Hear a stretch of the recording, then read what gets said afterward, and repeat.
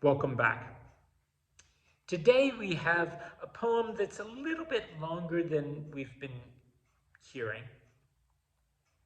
but it's by a poet who had a very long name, Henry Wadsworth Longfellow.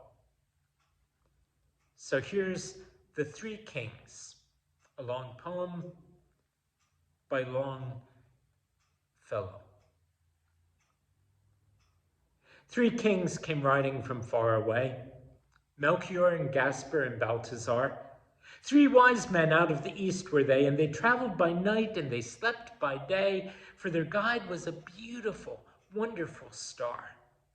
The star was so beautiful, large and clear that all the other stars of the sky became a white mist in the atmosphere.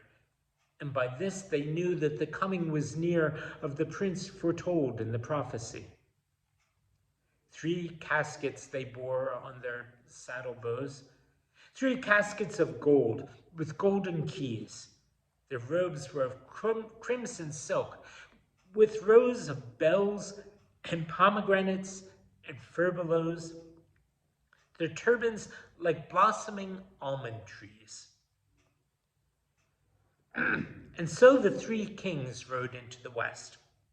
Through the dusk of the night, over hill and dell, excuse me, and sometimes they nodded with beard on breast, and sometimes talked as they paused to rest, with the people they met at some wayside well.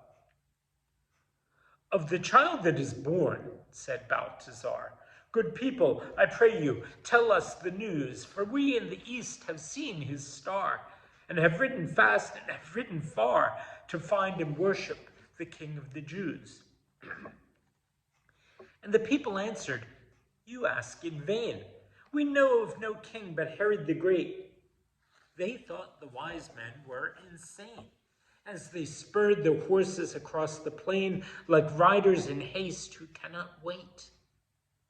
And when they came to Jerusalem, Herod the Great, who had heard this thing, sent for the wise men and questioned them, and said, go down unto Bethlehem, and bring me tidings of this new king. So they rode away, and the star stood still, the only one in the gray of morn. Yes, it stopped. It stood still of its own free will, right over Bethlehem on the hill, the city of David, where Christ was born.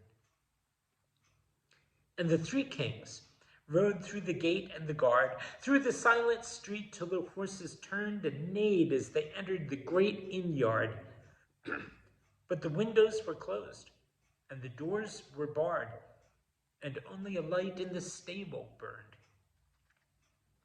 And cradled there, in the scented hay, in the air made sweet by the breath of kine, the little child in the manger lay, the child that would be king one day of a kingdom not human, but divine.